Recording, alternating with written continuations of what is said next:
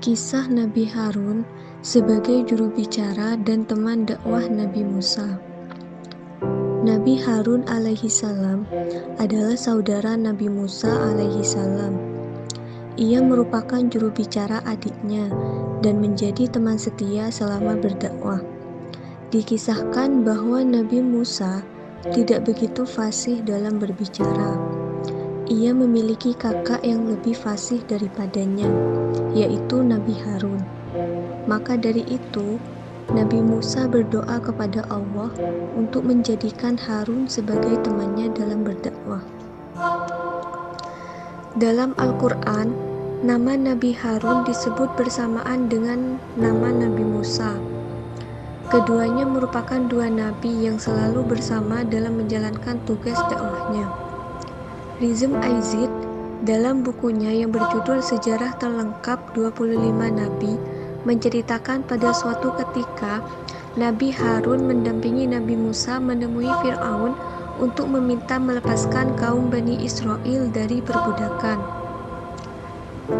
Nabi Harun mengutarakan maksud dan tujuan kedatangan mereka kepada Fir'aun dengan lemah lembut.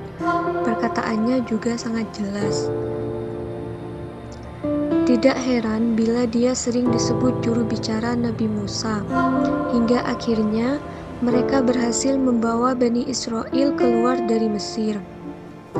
Dikisahkan ketika mereka tiba di sekitar Gunung Sinai, Nabi Musa mendapat perintah untuk menemui Allah di puncak Gunung Sinai.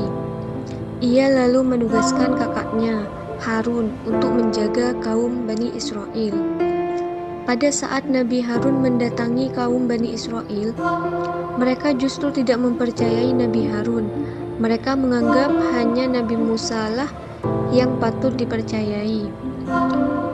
Momen itu dimanfaatkan oleh salah seorang penyihir Mesir yang bernama Samiri. Ia mendatangi Bani Israel dengan membawa patung sapi emas yang terlihat nampak hidup, tidak lain karena kekuatan sihirnya. Setelah mendapat terpaan tipu daya dari Samiri, akhirnya Bani Israel kembali menyembah berhala. Setelah mendapat terpaan tipu daya dari Samiri, akhirnya kaum Bani Israel kembali menyembah berhala. Nabi Harun berkata kepada mereka sebagaimana difirmankan dalam Quran Surah Toha ayat 90, yang artinya, setelah mendapat terpaan tipu daya dari Samiri, akhirnya kaum Bani Israel kembali menyembah berhala. Nabi Harun berkata kepada mereka sebagaimana difirmankan dalam Quran Surah Toha ayat 90, yang artinya, dan sesungguhnya Harun telah berkata kepada mereka sebelumnya, hai kaumku, sesungguhnya kamu hanya diberi cobaan dengan anak lembu. Itu dan sesungguhnya Tuhanmu ialah yang maha pemurah, maka ikutilah aku dan taatilah perintahku. Kaum Bani Israel tidak menghiraukan perkataan Nabi Harun dan tetap akan menyembah patung sapi buatan Samiri hingga Nabi Musa datang kembali kepada mereka. Sebagaimana yang dikatakan dalam Quran Surah Toha ayat 91, yang artinya, mereka menjawab, kami akan tetap menyembah patung anak lembu ini hingga Musa kembali kepada kami. Hingga ketika Nabi Musa selesai dari tugasnya, ia kembali menemui Bani Israel dan mendapati kaumnya kembali menyembah berhala buatan Samiri. Kemudian Nabi Harun menceritakan semua yang terjadi.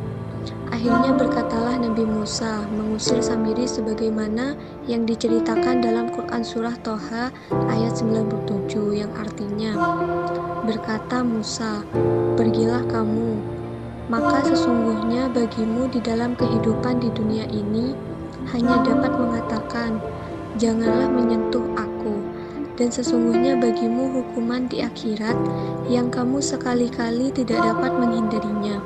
Dan lihatlah Tuhanmu itu yang kamu tetap menyembahnya. Sesungguhnya kami akan membakarnya, kemudian kami sungguh-sungguh akan menghamburkannya ke dalam laut, berupa abu yang berserakan. Keteladanan yang dapat dipetik dari kisah Nabi Harun alaihi salam adalah kesabaran kesabarannya dalam menghadapi kaum Bani Israel yang tidak mempercayainya. Bahkan ia mengalah untuk tidak berdebat agar menjaga kaum itu tetap utuh hingga adiknya kembali.